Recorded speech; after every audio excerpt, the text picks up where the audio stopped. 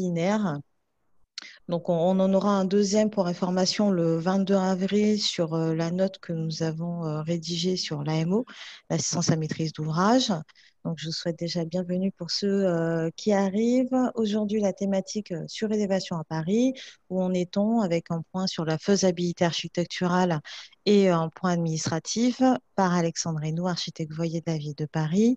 Merci Alexandre, merci d'avoir accepté de participer, de tester avec moi ce format, ce nouveau format de webinaire Solution Pro un peu spécial.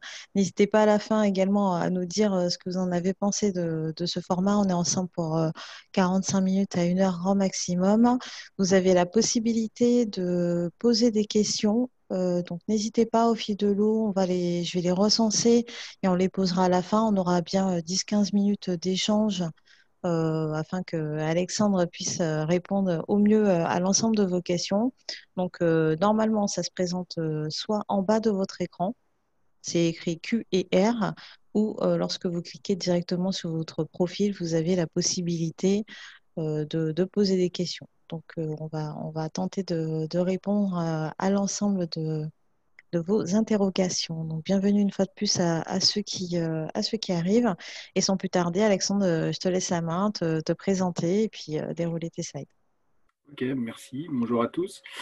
Donc, Alexandre Reynaud, architecte voyer à mairie de Paris. Je suis à la direction de l'urbanisme au service du permis de construire et je suis chargé des méthodes et des questions de développement durable. Et je suis également chef de projet sur la dématérialisation des permis. Donc, j'en parlerai d'ailleurs en détail à la fin, puisque c'est un enjeu très important de la méthode à utiliser à Paris.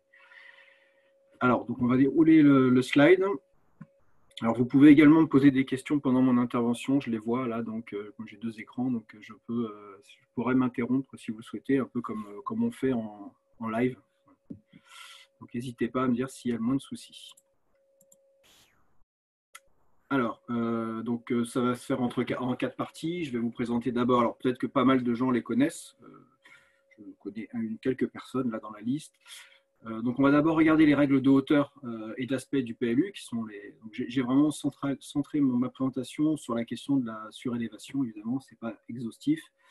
Donc, les règles de hauteur et d'aspect du PLU, qui sont évidemment très importants quand on parle de surélévation.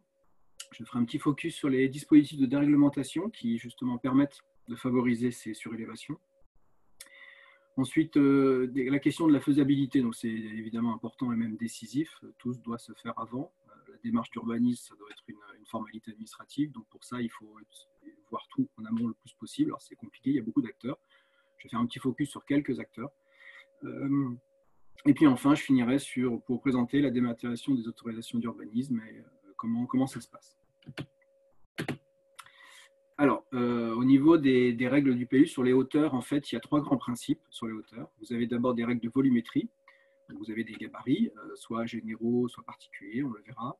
Ensuite, vous avez des règles de paysage qui dictent des limites, une sorte de plafond de verre à ne pas dépasser. Et puis enfin, les règles d'aspect qui sont liées aux règles de hauteur, puisque pour des raisons architecturales, on a des possibilités parfois d'aller plus haut ou d'imposer d'aller moins haut que ce que le gabarit autorise. Donc en fait, on a un aller-retour permanent entre l'ensemble de ces règles dans le PLU. Alors, ce qu'il faut comprendre déjà, la première base sur les règles de gabarit, c'est qu'on ne part pas du niveau du trottoir, du niveau du sol naturel. On part de ce qu'on appelle un nivellement d'îlot. Donc, en général, ce sont les géomètres, ce sont des côtes orthométriques. On le voit sur le schéma ou à droite. Ce sont des plateaux virtuels, en fait, qui viennent, dans lesquels on va arrondir au supérieur toujours des plateaux virtuels. Donc, par exemple, si la cote orthométrique au droit de la limite séparative est de 43,5, on sera sur le plateau 44. C'est toujours un peu plus favorable. Mais par exemple, si sur une même parcelle, vous avez 2 plateaux, vous aurez 2 gabarits. Voilà. Donc ça, c'est très important de bien connaître ça. Les services de la ville disposent de ces cotes orthométriques, mais dans les cas compliqués, on demande que ce soit des géomètres qui les définissent. Voilà. Ensuite, il y a le gabarit sur voie s'applique sur une bande de 20 mètres par rapport à la limite entre la limite séparative, la limite entre la voirie et la parcelle, et sur une profondeur de 20 mètres, donc on applique un gabarit, le gabarit sur voie. Donc ça, je laisse Jessica répondre à cette question. Ça, c'est le premier gabarit. On verra ensuite qu'il y a d'autres gabarits qui vont au-delà de cette bande de 20 mètres. Mais en fait, c'est le principe à Paris, c'est qu'effectivement, on densifie en bordure de voie. D'ailleurs, il suffit de regarder un peu comment sont organisées les parcelles parisiennes. On voit que ça a toujours été comme ça. Donc, ce gabarit sur voie s'applique sur 20 mètres. On verra ensuite, au-delà de 20 mètres, ce qui se passe. Ça, c'est important si votre parcelle est située au bord de la rue ou si la surélévation se situe en cœur d'îlot, évidemment. Ensuite, alors, la règle générale des gabarits sur voie, c'est que en fait, la hauteur va être définie par rapport à la largeur de la voie, ce qui paraît un peu logique. D'ailleurs, Paris n'est pas la seule ville à avoir ce type de règle. Donc, on a 4 types de voies, des voies de moins de 8 mètres, de 8 à 12, de 12 à 20, et puis les voies supérieures à 20 mètres. Donc, à chaque fois, on va appliquer un gabarit par rapport à la largeur de cette voie. En fait, on prend la distance de bâti à bâti. En fait, de limite séparative à limite séparative. Et donc, on voit que non seulement ça définit la hauteur, mais ça définit aussi la nature du couronnement. Parce que sur les voies supérieures à 20 mètres, on voit qu'on a un couronnement avec un rayon de 6 mètres. Donc, le couronnement, c'est ce qui est au-dessus de la verticale. Et ensuite, avec les voies plus petites, on voit qu'on a soit 2 fois 3 mètres avec une pente définie, soit 4,50 m avec une pente définie. Et sur les voies inférieures à 8 mètres, on a 3 mètres avec cette pente aussi définie. Alors, évidemment, cette volumétrie du couronnement n'est pas imposée. On peut évidemment faire... en fait, il faut s'inscrire dans ce volume maximal. Je précise que les textes qui sont en bleu, en fait, ce sont les textes qui renvoient à les définitions du PLU. C'est très important, lorsqu'on analyse un PLU, de toujours regarder les définitions. Ce n'est pas une histoire de sémantique, c'est une histoire, c'est assez précis. Un gabarit enveloppe, on explique ce qu'est un gabarit enveloppe dans l'introduction du PLU, dans les définitions. Donc ça, c'est toujours important de bien regarder les définitions pour savoir de quoi on parle et qu'on n'ait pas une interprétation. Chacun a son interprétation d'une terminologie. Ensuite, il y a un deuxième cas, c'est ce qu'on appelle les filets de couleur. À Paris, on a défini sur certaines voies des filets, c'est-à-dire des traits qu'on voit ici en bas à gauche, qui sont en bordure de voie. Et en fait, ce trait a 2 particularités. Il a d'abord une couleur qui indique donc la hauteur de la verticale. Donc, on voit sur la légende du PLU, dans la légende de quelle hauteur. Donc, on voit ici le bleu qui correspond à une verticale de 18 mètres et le violet ici une verticale de 15 mètres. Ensuite, il y a un type de trait. Vous avez des traits pleins, vous avez des traits tiretés courts, des tiretés longs, des tiretés mixtes, etc. Donc, on le voit en bas à droite. Et donc, ces tiretés, alors si on a un trait plein, la nature du couronnement va dépendre de la largeur de la voie. Donc, ça renvoie à cette règle pour ce qui est du couronnement. En revanche, lorsque le trait n'est pas plein, et bien là, on renvoie en bas à droite, ici, à différentes morphologies de couronnement. Voilà, donc selon la nature du trait. On voit que si on a des pointillés, ce sera une horizontale. On ne pourra pas dessiner ici de toiture. Voilà. Bien évidemment, une fois de plus, on peut faire une toiture terrasse avec un gabarit qui impose une pente de 1 sur 1, évidemment.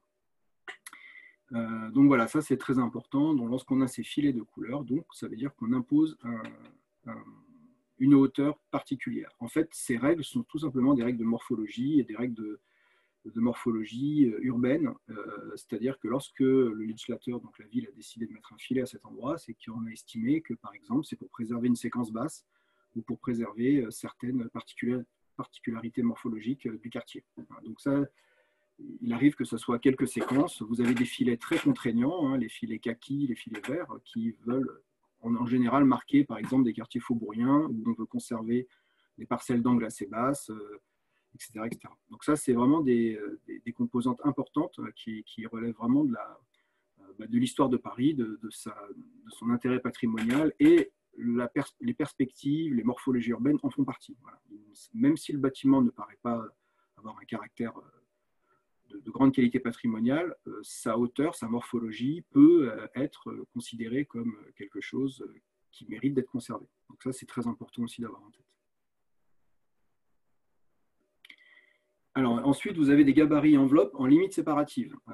Donc ça, c'est au-delà de la bande 2. Donc, quand votre parcelle fait plus de 20 mètres, et que si, par exemple, votre projet se situe au-delà de ces 20 mètres par rapport à la voie, À ce moment-là, on va appliquer un autre gabarit, c'est en limite séparative, c'est-à-dire que du coup, la hauteur va dépendre de ce qui se passe chez le voisin. Si vous avez par exemple un espace libre chez le voisin, ben vous avez un petit bonus, c'est le petit dé que vous voyez en bas à droite, et qui vous permet de monter un peu plus haut. Voilà. Donc l'idée, c'est toujours pareil, c'est de garantir des niveaux d'éclairement satisfaisants chez les voisins, et puis de ne pas construire trop haut en limite séparative. Alors il y a des, je ne vais pas rentrer dans le détail, il y a des dispositions qui permettent de déroger un peu à ces règles. Lorsque vous avez ici, par exemple, on le voit ici, dans le schéma en bas à gauche, quand vous avez un mur pignon, vous pouvez vous adosser à ces héberges. Je ne rentre pas dans le détail, parce que je ne vais pas vous faire une formation détaillée sur ce qu'est le PLU, mais sachez que lorsque vous avez des pignons aveugles, vous pouvez, sous réserve que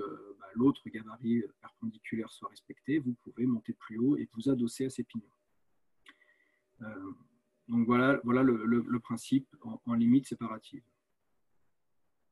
Enfin, vous avez un autre gabarit, c'est le dernier, c'est le gabarit en vis-à-vis. Évidemment, sur un même terrain, vous avez souvent plusieurs bâtiments. Si par exemple vous êtes sur le bâtiment sur cour, vous avez souvent un bâtiment sur rue. Et donc, il va falloir respecter aussi, certes, une distance, selon la nature des vues, mais également une hauteur. Alors, le principe, c'est, vous voyez ici, il est en bleu, la notion de vue principale. C'est-à-dire qu'à partir du moment où vous avez une vue principale sur votre bâtiment ou sur le bâtiment en face, vous devez respecter déjà une distance de 6 mètres, que je n'ai pas détaillé ici, mais vous devez aussi respecter un gabarit en vis-à-vis. En fait, chaque vue principale va générer un gabarit. On le voit sur le schéma en bas à droite. On prend au niveau du plancher de cette pièce principale, on monte à 4 mètres en vertical et ensuite on trace un gabarit à 45 degrés. Et puis vous avez ici la hauteur que vous ne pouvez pas dépasser en face. C'est-à-dire que si ce bâtiment-là, vous voulez le surélever à droite, comme il y a une vue principale à rez-de-chaussée, vous voyez que vous ne pouvez pas monter très haut pour ne pas venir intercepter le gabarit de cette vue pour lui garantir un éclairement suffisant. Donc ça, c'est une règle aussi très importante. Ça veut dire que vous devez absolument, lorsque vous êtes dans ce cas de figure, vous devez absolument vérifier s'il y a des vues principales en face ou pas. Alors, qu'est-ce qu'une vue principale? Une vue principale, c'est une vue qui éclaire une pièce principale, c'est logique. Une pièce principale dans un logement, c'est le séjour et les chambres. Une cuisine, une salle de bain n'est pas considérée comme une vue principale. Si c'est des bureaux, c'est en général les bureaux à occupation permanente qui sont considérés comme vue principale. Une salle de réunion ne l'est pas. Donc ce sera une vue secondaire. Vue secondaire ne génère aucun gabarit. Voilà, donc c'est très. Vous voyez par exemple sur l'exemple de mon schéma, sur le bâtiment B à droite, au rez-de-chaussée, il a été identifié qu'il s'agissait d'une pièce secondaire, donc ça ne génère pas donc, de vue principale et donc ça ne génère pas de gabarit. Donc si ça avait généré un gabarit, le bâtiment A aurait eu un étage de moins. Donc ça, c'est très important de bien qualifier, donc de faire une sorte d'enquête pour savoir ce qu'il y a en face. Et ça aussi, ça peut être un travail qui est fait par les géomètres qui vont qualifier la nature des vues des parcelles, enfin des bâtiments sur le terrain.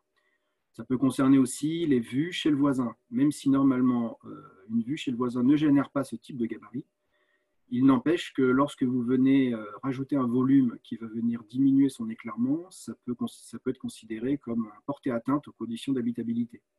Et on a très souvent des contentieux là-dessus, c'est-à-dire que le voisin va estimer que la construction sur la parcelle voisine vient lui diminuer sensiblement son éclairement, et donc il peut faire un recours et demander à ce que le bâtiment soit plus bas ou plus en retrait. Attention surtout aux orientations effectivement de ces pièces. Si l'orientation est plein sud, c'est moins gênant que si la façade du voisin, sa vue principale est plein nord, on peut bien imaginer qu'il n'a déjà pas beaucoup de lumière.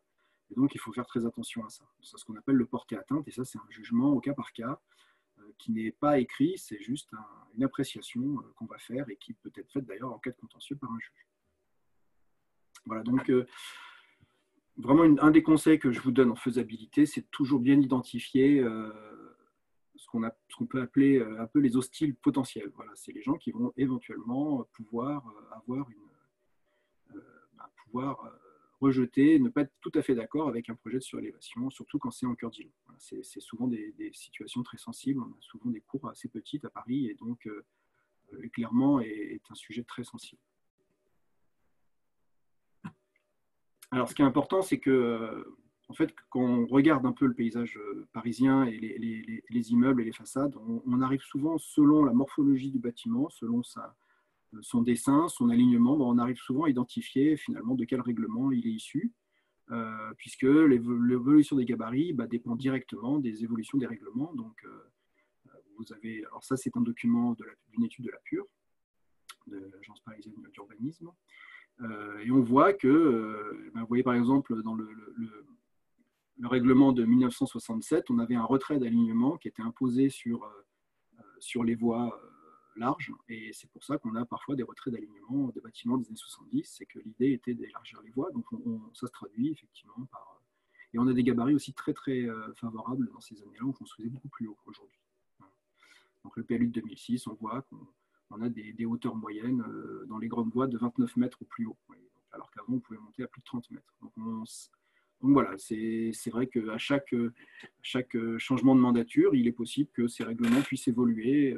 Voilà. Ce n'est pas des évolutions qui sont très fréquentes, puisque c'est très lourd de faire évoluer un PLU. C'est plusieurs années d'études, une enquête publique. Donc, mais en tout cas, on voit que cette morphologie peut évoluer selon les doctrines des époques. Alors ensuite, il y a une autre règle que les gabarits, donc c'est les règles de paysage. Donc dans ces règles de paysage, c'est-à-dire qu'on va protéger, on va venir respecter certaines morphologies paysagères de Paris. Donc le premier, c'est ce qu'on appelle le plafond des hauteurs. Comme son nom l'indique, ça donne un plafond. Donc ces plafonds des hauteurs, on en a plusieurs. Alors les plus courantes sont 25 mètres de hauteur limitée au centre de Paris, donc c'est le jaune clair. En périphérie, on a 31 mètres. Et puis, dans les zones de renouvellement urbain, les anciens hôpitaux, les anciennes friches SNCF, donc ce qu'on appelle les ZAC, on est plutôt à 37 mètres. Donc, on est un peu plus haut. Donc, on le voit ici.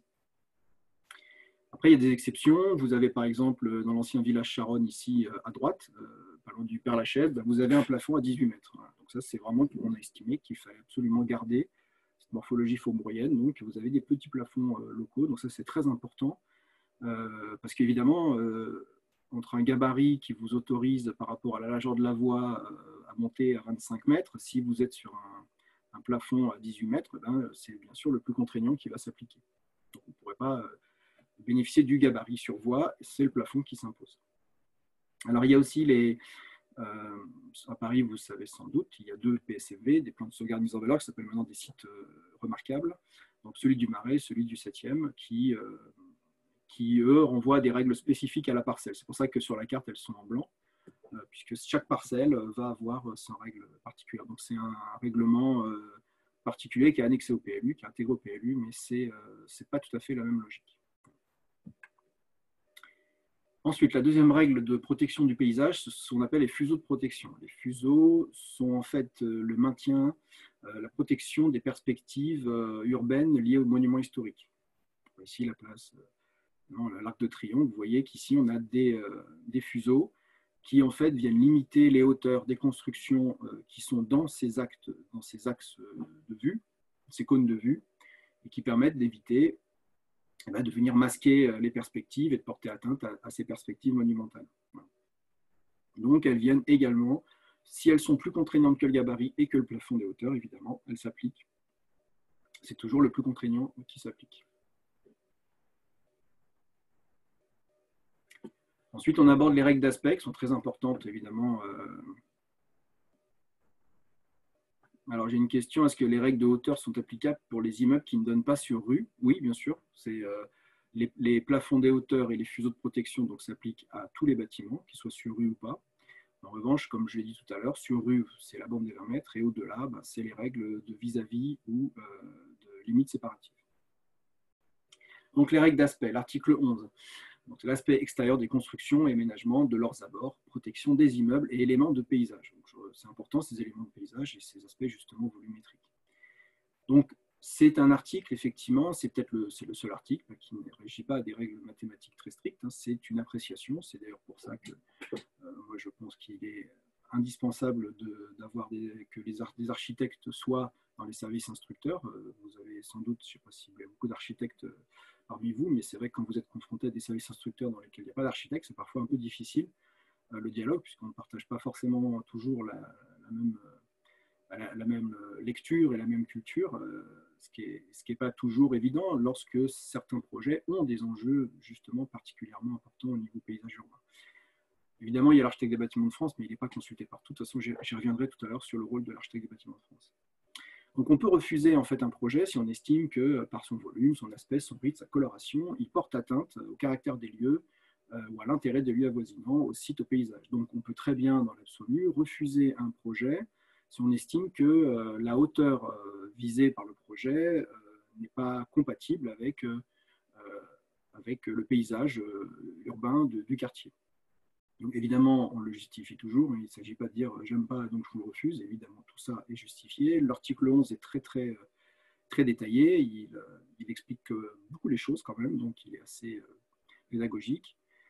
Ce qui est important de savoir, c'est qu'à Paris, on a 3 registres traditionnels. On a le soubassement, on a la façade sur les stages courants, et puis le couronnement, qui est souvent avec un niveau de retrait dactique, et puis la toiture, la couverture. Et donc, selon qu'on soit sur un bâtiment neuf ou sur un bâtiment existant, la lecture réglementaire ne sera pas la même. Vous avez 2 articles différents là-dessus, et donc tout ça est bien détaillé. Alors, il y a des dispositions particulières que j'ai fait un petit focus dessus. Déjà, sur l'article UG 11.1, on donne la possibilité d'augmenter ou de réduire la hauteur du construction sur voie pour éviter de laisser à couvert des murs pignons ou d'en créer. C'est-à-dire que si la parcelle voisine fait, je sais pas, est un bâtiment de 8 étages et que vous avez 5 étages, vous pouvez en monter un 6e. Le gabarit se limite à un 6e étage, mais si vous souhaitez en faire un 7e, par exemple, ou un 8e, il est parfois possible de le faire pour recouvrir justement le pignon du voisin. Alors évidemment, la condition, c'est de ne pas créer un pignon de l'autre côté. Si de l'autre côté, le bâtiment est aussi très bas, vous allez créer un pignon de plus d'un étage et on peut être susceptible de le refuser. Alors, comme c'est très appréciatif comme règle, nous avons mis en général, lorsque à Paris, vous avez ce type de cas, quelqu'un demande à aller plus haut que le gabarit pour cette raison, on le passe en commission interne pour avoir un avis collégial.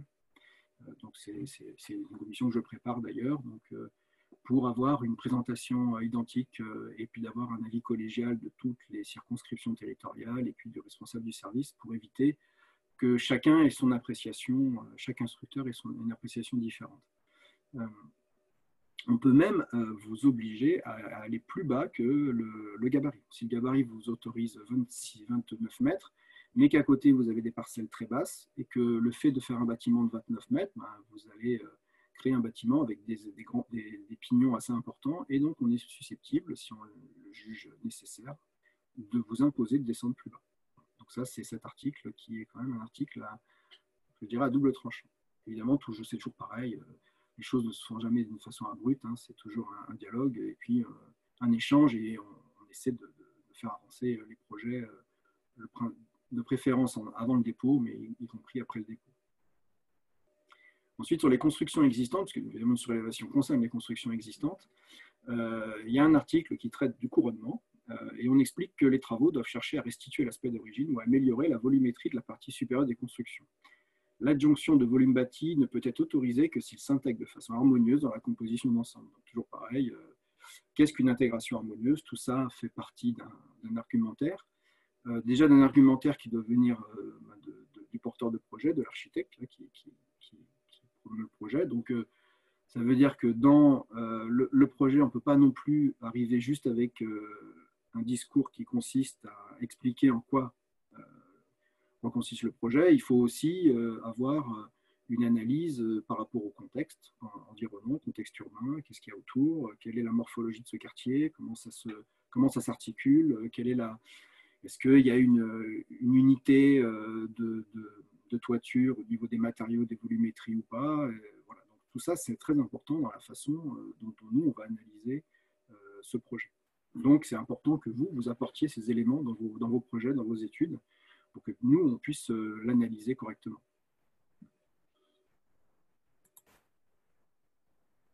Enfin, dans l'article 11, un élément très important, c'est l'article UG 11.5 qui concerne les protections des formes urbaines du patrimoine architectural. Donc, depuis la loi SRU de 2000, les communes ont la possibilité de protéger en fait, des bâtiments, en plus des protections de l'État sur lesquelles je reviendrai tout à l'heure. Donc, on a à la ville de Paris énormément de parcelles, plusieurs milliers, je n'ai plus le chiffre en tête, je crois que c'est entre 4000 et 5000 parcelles ont été protégées. Et on les voit ici sur les documents graphiques, ce sont les parcelles assurées en gris. Alors, soit elles ont été protégées parce qu'elles possèdent une qualité architecturale remarquable, qui est décrite dans une annexe. Dans une annexe du PLU, on décrit les motivations de toutes ces protections. Soit parce qu'elles constituent un témoignage de la formation de la ville ou d'un quartier. Ça peut être des fois une morphologie particulière d'organisation d'un logement. Ça peut être des modélatures particulières. Ça peut être une échelle de bâtiment qui exprimait une époque que l'on souhaite conserver. Donc voilà, on le voit, ils assurent par leur volumétrie un repère particulier en paysage. Ou alors, ils appartiennent à une séquence architecturale homogène remarquable. Vous avez parfois des lotissements du XVIIIe siècle qu'on souhaite conserver dans leur état. Et là, en particulier, il est bien évident que toute surélévation est quasiment impossible. Donc, il faut partir du principe qu'un bâtiment qui est protégé par la ville, on appelle PVP, protégé ville de Paris, on peut considérer que 90-95%, toute surélévation est impossible. Il vaut mieux partir de ce principe et ensuite voir au cas par cas si la protection concerne peut-être un élément de détail, juste un porche, peut-être, pourquoi pas, on peut l'envisager, mais il faut partir quand même du principe que la surélévation d'un bâtiment protégé est très compliquée. Il suffit de lire l'article 11.5 pour bien comprendre les limites de l'exercice sur ce type de bâtiment. Donc, je vous ai mis deux exemples. Donc, M. Pellegrin connaît bien. Donc, l'hôtel Le Monnier. Donc, j'ai mis deux exemples pour vous voyez qu'il y a un panel très large, que ce soit au niveau des époques ou de la nature de la protection. Donc là, c'est un petit hôtel particulier des années 30 et on voit que la description de la protection, la motivation est assez laconique. Hein. On dit juste que c'est un hôtel édifié en 1930 par l'architecte Louis Sarret, et puis on n'en dit pas plus. Donc, si on veut faire des évolutions sur ce bâtiment, il va falloir faire peut-être des études historiques, d'essayer de comprendre qu'est-ce qui fait sa qualité, et puis un échange se fera avec nos collègues de la direction des affaires culturelles de la DAC qui gèrent les commissions du Vieux-Paris. Et ça, j'y reviendrai aussi tout à l'heure. Les protections des volumétries existantes, oui, c'est un aspect que je n'ai pas dit, c'est une question. Les servitudes de volumétrie existantes empêchent-elles donc systématiquement les surélévations? Quasiment, oui. Si vous avez une protection d'une volumétrie existante, c'est assez rare, c'est pour ça que j'en ai pas parlé. Effectivement, c'est des contraintes qui empêchent quasiment toute surélévation si ça a été protégé. Là, un autre exemple. Donc, vous avez un immeuble de la monarchie de Juillet. Alors, effectivement, si vous n'êtes pas très expert, c'est pas évident de voir. On se dit, bon, c'est un bâtiment haussmannien comme un autre. Mais il n'empêche que ce bâtiment a fait l'objet d'une étude historique lorsqu'on l'a protégé au PLU et on décrit d'une façon très détaillée la raison pour laquelle ce bâtiment a été protégé. Et on voit, je l'ai mis en gras, l'élévation de 4 étages carrés sur rez-de-chaussée et entresol avec un 5e étage en retiré. Donc, à partir du moment où la description de la volumétrie, de la hauteur du bâtiment est décrite dans la motivation de la protection, on peut partir du principe que l'échelle fait partie vraiment intégrante de sa qualité, donc toute surélévation là est clairement impossible. Il faut partir de ce principe. Là, c'est clair et net. Et c'est même réglementaire. Donc, même si l'appréciation pouvait être un peu lâche de la part des services instructeurs, de toute façon, à partir du moment où c'est écrit sur un règlement, c'est bien sûr opposable directement par les tiers. Voilà, donc très important, si vous êtes sur un bâtiment protégé, avoir le réflexe de comprendre pourquoi il est protégé, et ensuite, ça veut dire que ça sera quasiment impossible, voire très compliqué d'envisager un projet de surélévation. Voilà, donc j'en ai fini sur la présentation sommaire des règles du PLU. Alors, il existe des dispositifs de déréglementation. En fait, il y en a 3. Donc, le premier, c'était l'ordonnance Duflot, que certains connaissent sans doute. Alors, il fait l'objet aussi, dès que quelqu'un veut utiliser cette dérogation à Paris, le projet fait également l'objet d'une présentation en commission interne afin toujours d'avoir un avis collégial. Sachez que lorsque vous demandez une dérogation au titre de l'ordonnance Duflot, les communes ont la possibilité d'y répondre favorablement, mais ils peuvent également refuser. Il y a des communes qui refusent d'utiliser cette ordonnance, c'est leur libre arbitre. C'est un choix. Vous ne pouvez pas imposer à une commune l'application de cette ordonnance. Donc, elle permettait à l'origine, en 2013, de déroger aux règles de gabarit, des hauteurs, donc, les plafonds, et puis stationnement. Alors, nous, à Paris, il n'y a plus de règles de stationnement, donc ça ne s'applique plus à Paris, la question des stationnements. Enfin, il y a des règles de stationnement, mais il n'y a plus d'obligation de créer du stationnement en cas de création de logement. Alors, l'une des difficultés de cette ordonnance, qui est assez vague, c'est pour ça d'ailleurs qu'on a mis en place une commission pour avoir une doctrine interne, c'est qu'elle a un objectif de créer du logement. Bon, ça c'est assez clair, par contre, dans un objectif de mixité sociale, et ça c'est un peu plus compliqué.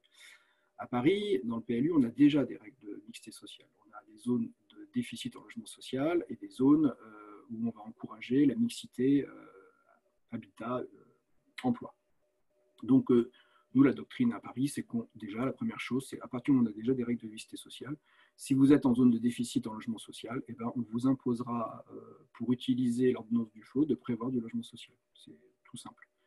Même si la règle à Paris, c'est qu'à partir de 800 mètres carrés de logement créé, vous êtes obligé de créer 30% de logement social.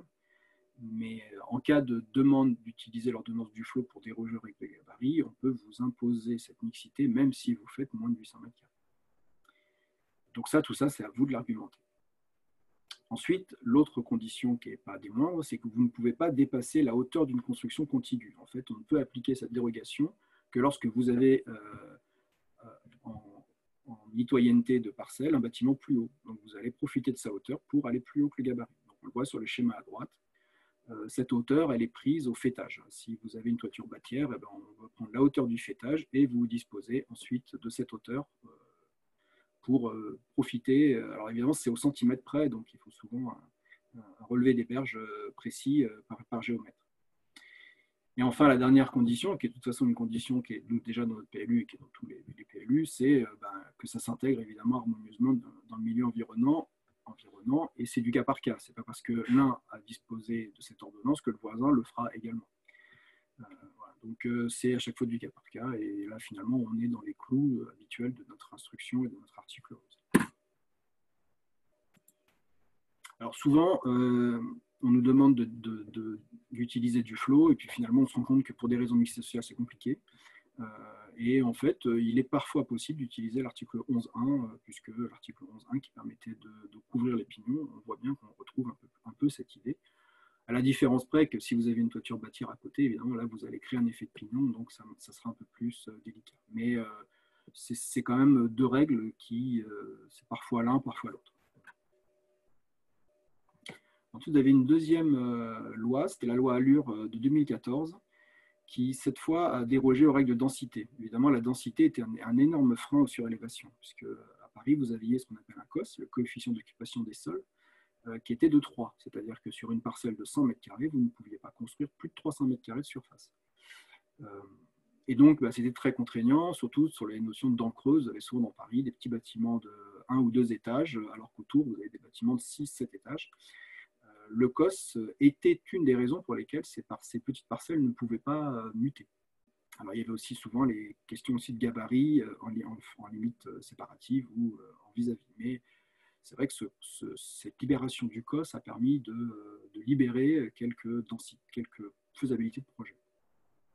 Et donc, du coup, ça veut dire que la capacité d'une parcelle n'est plus définie que par ces règles de volumétrie et de paysage qu'on a vues précédemment. Enfin, une dernière loi qui est plus récente, c'est la loi Elan de 2018, qui était l'évolution du logement, de l'aménagement et du numérique.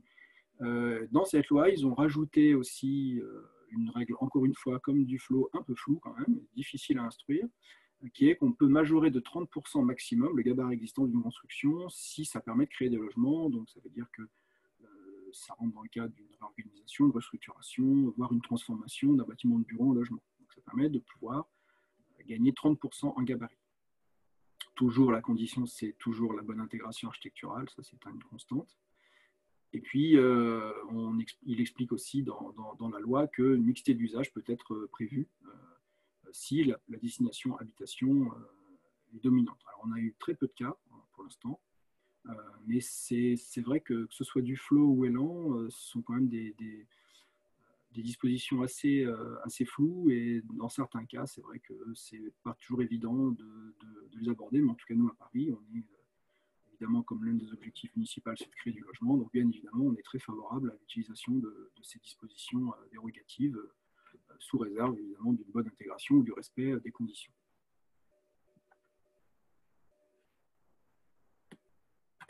Alors, j'ai une question, que veut dire majorer le 30% gabarit existant? Eh ben, ça veut dire que Ça veut dire qu'on peut créer 30% de plus que le gabarit existant. Voilà. Je ne peux pas dire autre chose. Et je vous dis, c'est assez flou.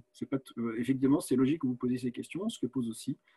Le mieux, c'est de venir rencontrer en faisabilité les instructeurs et puis de voir dans quelle mesure on peut appliquer cette règle. Et puis évidemment, lorsque les instructeurs sont confrontés pour la première fois à cette règle, ils sollicitent leur hiérarchie ou les gens du central. C'est pour ça qu'on a une analyse toujours collégiale sur ces règles, sur ces dispositions-là, voilà, pour éviter que des interprétations erronées qui se fassent. Puisqu'une nouvelle fois, vraiment j'insiste, ces dérogations sont quand même assez floues et ne sont pas toujours évidentes à instruire. Alors, la faisabilité. Alors déjà, c'est quelque chose que moi je trouve très important et parfois les porteurs de projets n'ont pas toujours les idées claires sur ces questions-là. C'est que pour moi, une surélévation, ça doit être le résultat d'un contexte et le résultat d'une analyse. Alors évidemment, vous avez plusieurs cas de figure. Vous avez l'habitant du dernier étage qui veut surélever pour agrandir son logement. Là, bien évidemment, il ne va pas se poser la question de la démolition du bâtiment. En revanche, il y a des cas où, lorsque le porteur de projet, quand ça concerne l'ensemble de l'immeuble, effectivement, il y a souvent ces questions à se poser avant. Déjà, on va analyser le bâti existant, ça c'est très important techniquement. Est-ce que cette surélévation, est-ce qu'elle est techniquement possible? Est-ce que la structure du bâtiment le permet? Donc il y a un diagnostic technique à faire, c'est indispensable. Et puis ça peut définir peut-être la faisabilité de la surélévation ou alors la nature, est-ce qu'on va faire une surélévation légère en structure bois, etc. Il faut aussi analyser la période, l'analyse de l'enjeu patrimonial, que le bâtiment soit protégé ou pas. C'est toujours des questions qu'en tout cas le service instructeur ou les partenaires vont se poser. Donc de toute façon, c'est mieux que vous vous soyez posé avant.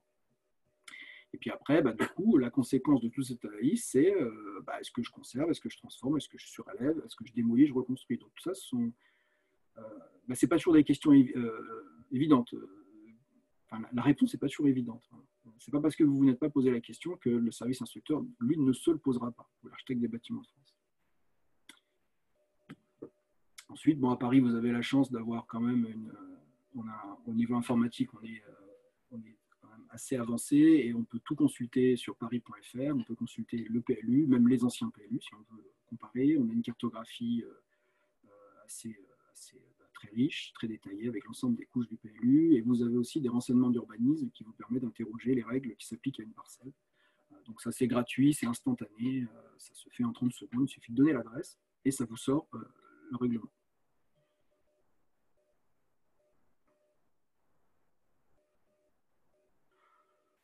Oui, alors j'ai deux questions sur les nivellements d'îlots. Bonjour François. Effectivement, moi, je ne suis plus instructeur, mais quand je l'étais, lorsque nous, on dispose de ces nivellements d'îlots, on ne va pas vous demander forcément que le géomètre y réponde.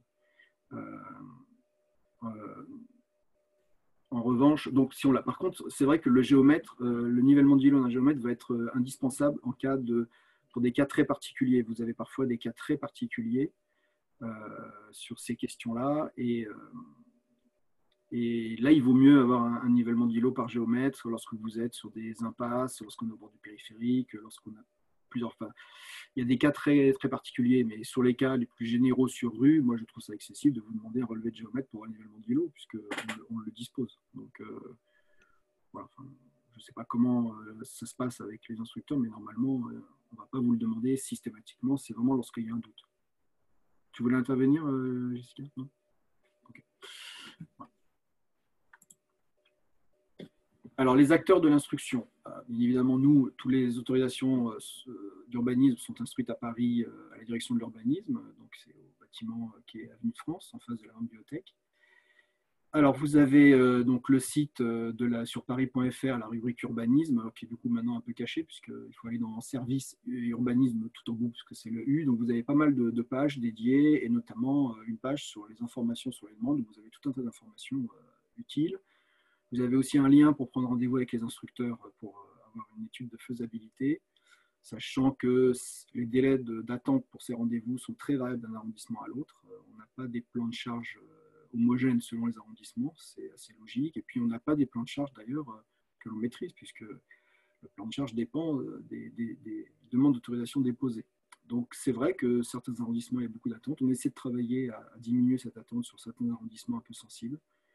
Voilà, bon, c'est vrai que le confinement nous a un peu cassé dans notre élan là-dessus, mais en tout cas, c'est des sujets sur lesquels on travaille. Voilà, parce que je sais qu'il y a des fois 2 mois d'attente pour avoir un rendez-vous, donc c'est parfois un peu compliqué. Puisque évidemment, nos instructeurs sont ceux qui instruisent les demandes. Lorsqu'ils ont 30 ou 40 permis à instruire en même temps, bien évidemment, ils ne peuvent pas consacrer plusieurs demi-journées, plusieurs journées de réception du public, c'est pas possible. Donc, voilà, il faut trouver un bon équilibre. Mais en tout cas, nous, on dispose de cette possibilité de les rencontrer. C'est très important de vraiment balayer tous les enjeux, de venir avec un projet. Il ne s'agit pas de venir voir l'instructeur en disant voilà, qu'est-ce que je peux faire. Ça, c'est pas à nous de faire le projet. Par contre, quand vous venez avec une esquisse, une intention, un projet, donc là, c'est bien le dialogue se fait avec l'instructeur. Lorsque cet instructeur n'est pas architecte et que la question principale est une question patrimoniale assez pointue, ils peuvent demander l'assistance des architectes voyers du service, que ce soit leurs encadrants ou les gens du central. Et donc, on peut envisager ensuite plusieurs rendez-vous si vraiment c'est nécessaire ou si c'est très complexe. Comme autre acteur de l'instruction, évidemment très important à Paris, c'est l'architecte des bâtiments de France. Ah oui, j'ai une question sur les instructions reportées à juillet.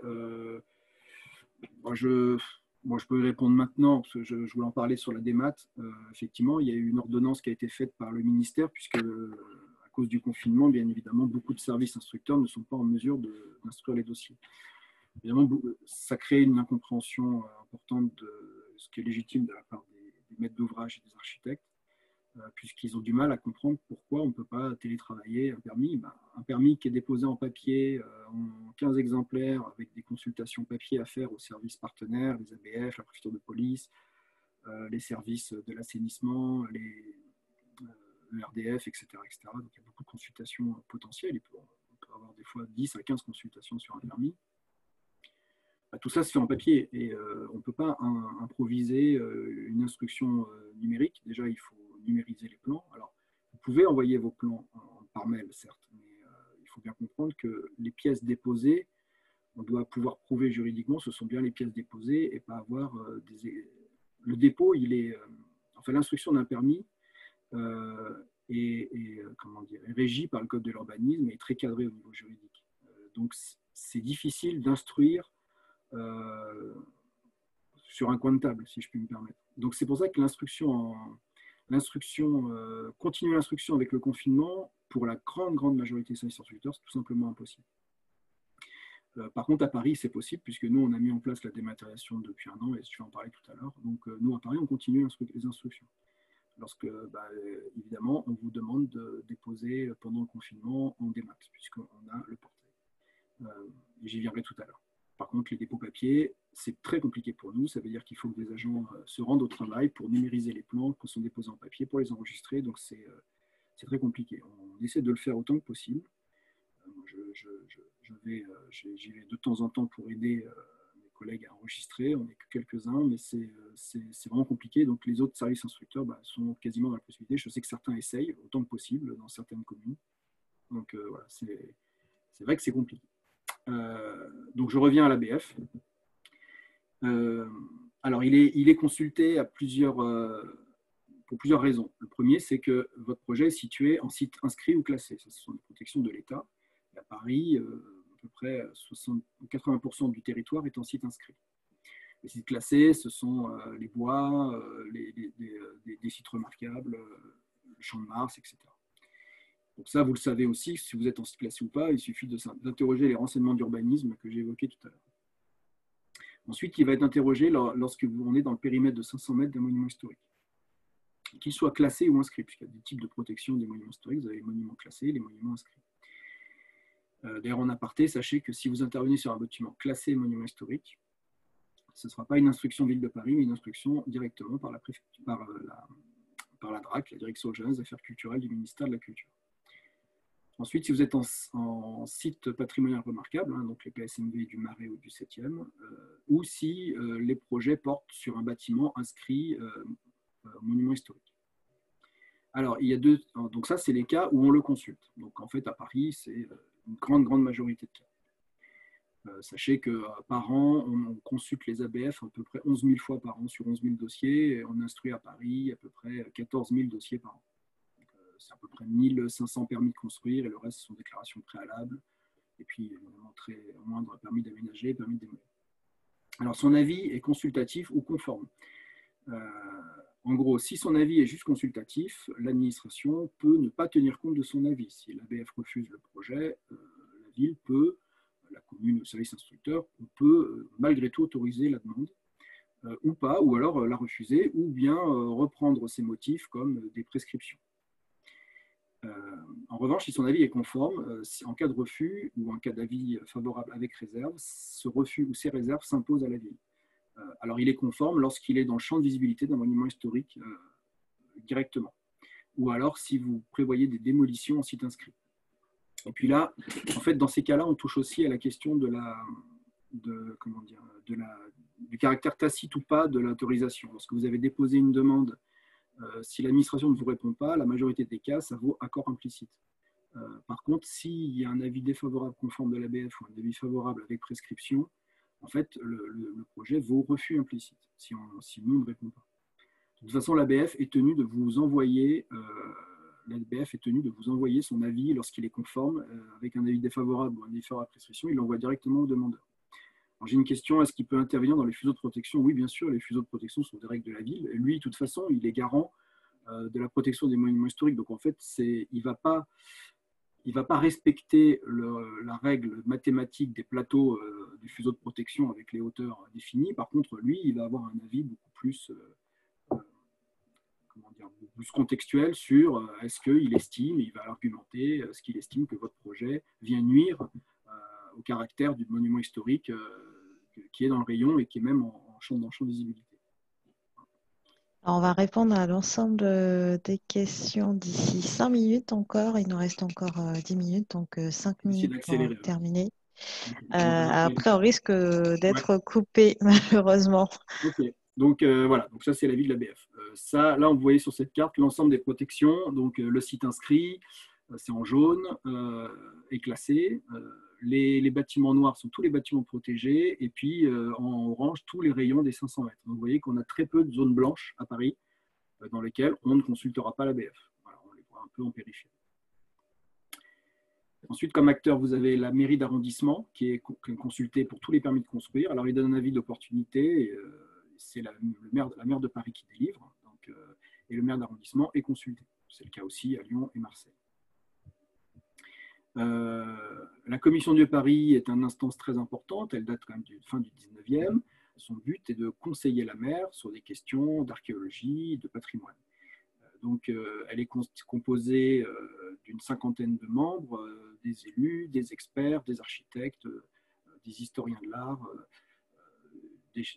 des anciens, il y a des anciens d'ABF, etc. Et donc, lorsqu'elle se saisit de tous les permis, tout ce qui concerne les surélévations, tout ce qui concerne les démolitions, tout ce qui concerne évidemment les bâtiments protégés, et donc elle émet des vœux lorsqu'elle estime que le projet n'est pas acceptable. Et donc, ce vœu, en fait, c'est transmis à la maire, et donc en général, on suit ses vœux. Il peut arriver qu'on ne les suive pas, mais ça ne s'impose pas à la ville, mais enfin, c'est quand même un enjeu, vous imaginez bien, politique important, et on peut arriver à parfois avoir des arbitrages nécessaires lorsque des avis sont divergents.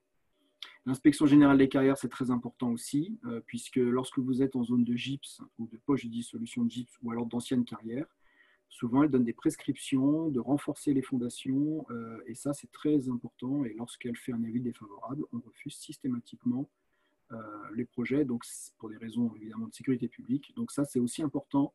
Lorsque vous identifiez dans les renseignements d'urbanisme que vous êtes dans ces zones-là, il est important d'essayer de les consulter avant, mais ça peut être des surcoûts ou des complications techniques importantes. Enfin, je finis sur la dématérialisation des permis. Alors, très rapidement. À Paris, on avait une échéance réglementaire. Enfin, pour toute la France, l'échéance était 2018. Nous, à Paris, on s'est lancé en avril 2019. L'échéance a été reportée à janvier 2022. Donc, nous, à Paris, on est ville pilote. C'est pour ça qu'on est capable d'instruire, malgré le confinement, les dossiers, puisque les dossiers sont soit numérisés, on le voit ici, au dépôt, lorsqu'ils sont déposés en papier, ou alors, évidemment, on a mis en place un téléservice pour le déposer en ligne avec en plus pas mal d'aides contextuelles. On a mis pas mal de services en ligne, donc je vous invite à aller les voir, notamment une aide au choix qui vous permet de savoir si vous devez déposer une DP ou un permis, suivant le cas de figure et suivant si vous êtes en périmètre, s'il y a un monument historique ou pas. Dans les slides qui vous seront envoyés, vous avez aussi toute la partie comment vous connecter. Donc, vous allez Voilà. bien évidemment Je vais passer très recevoir vite pour que vous ayez une voilà, vision. l'ensemble du process. Bon, évidemment, un dossier des maths, bah, c'est un dossier qui est sur un serveur, d'où l'intérêt en cas de confinement qu'on puisse évidemment y avoir accès. Euh, Ensuite, on a dû prendre en charge. Alors, sachez quand même qu'on a travaillé quasiment 4 ans pour mettre en place cette démat. On a commencé en 2015, avant même le décret d'ailleurs. Euh, et donc, il y a aussi la question de l'envoi au contrôle de légalité à la préfecture, qui vérifie la légalité des actes. Il y a la question de la consultation du dossier par le public, les recours administratifs via télérecours en cas de contentieux, et puis l'archivage qui sera numérique du coup, puisque nous, notre stratégie, c'est que même un dépôt déposé en papier, il sera instruit en démat et son archive sera démat. Évidemment, on a travaillé ça en gagnant-gagnant, hein, c'est-à-dire l'idée, c'est que ce soit un gain pour l'usager, mais aussi un gain pour les administrations, puisqu'il s'agit quand même de garantir.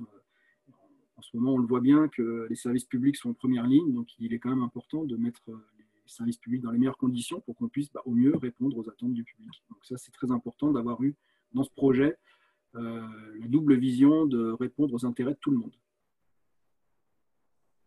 Donc, depuis qu'on est lancé, on a eu 1700 dossiers des maths, 17 000 consultations numériques. Donc, on voit bien, aujourd'hui, on est à plus de 50, enfin, avant le confinement, on était à plus de 50% de permis déposés en démat et seulement un tiers d'IDP, puisque c'est souvent des particuliers et le syndic. Et c'est vrai qu'on a un gros travail à faire pour rassurer les gens, pour expliquer donc, comment ça se passe. Donc, le parcours, je le détaille ici, mais vous l'aurez. Il y a tout un tas d'étapes. En fait, toutes les étapes, que ce soit de la faisage jusqu'à la délivrance, sont faites. Bon, on a les rendez-vous avec les instructeurs. Vous pouvez aller au BASU, donc c'est le bureau accueil, c'est donc le pôle. On a un box d'accueil, on a une adresse mail dédiée pour vous aider et un numéro de téléphone. Donc ça, c'est quand les gens ont des soucis pour déposer en démat.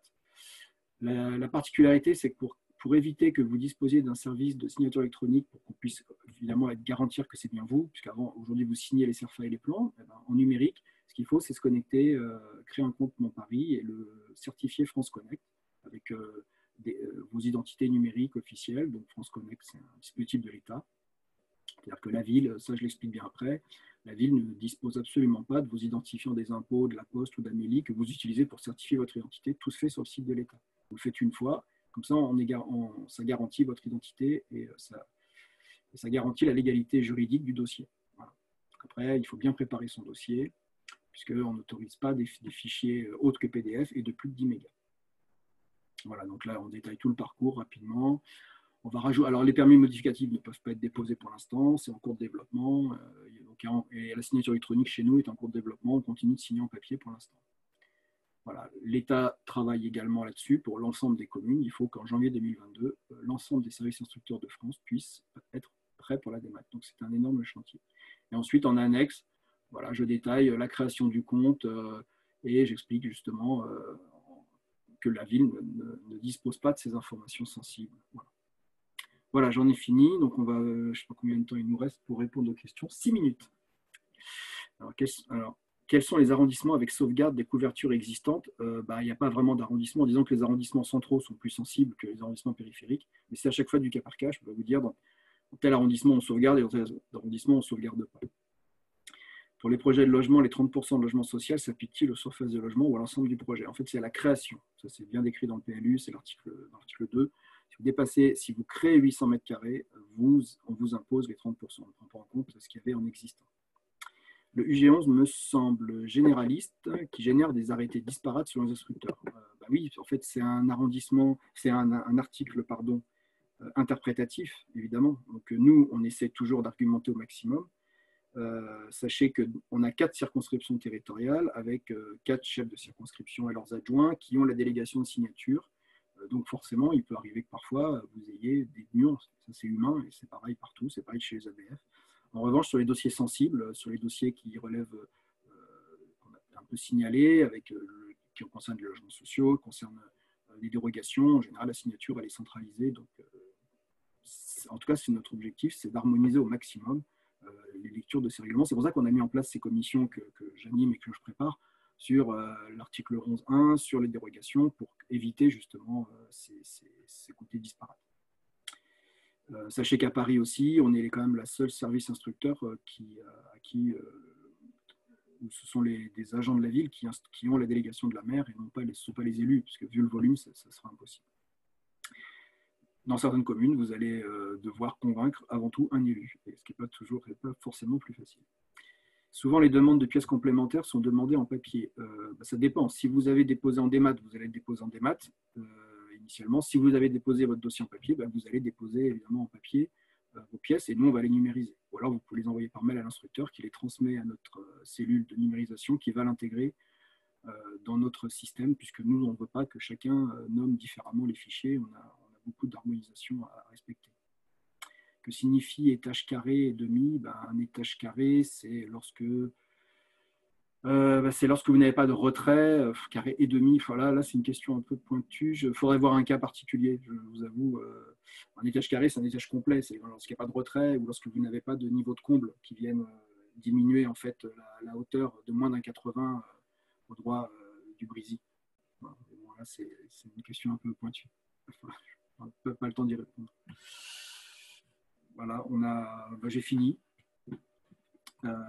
Donc, dans la présentation, vous aurez ensuite dans le détail le parcours usagé sur la démat.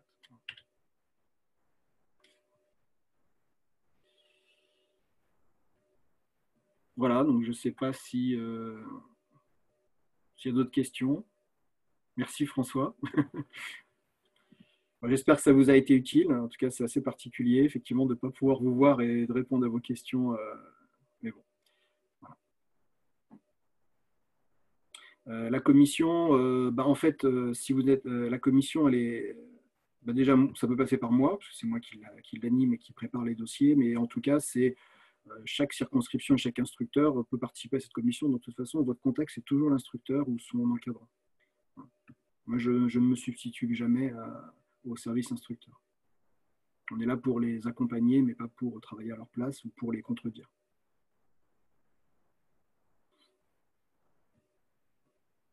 Voilà. On ne t'entend pas.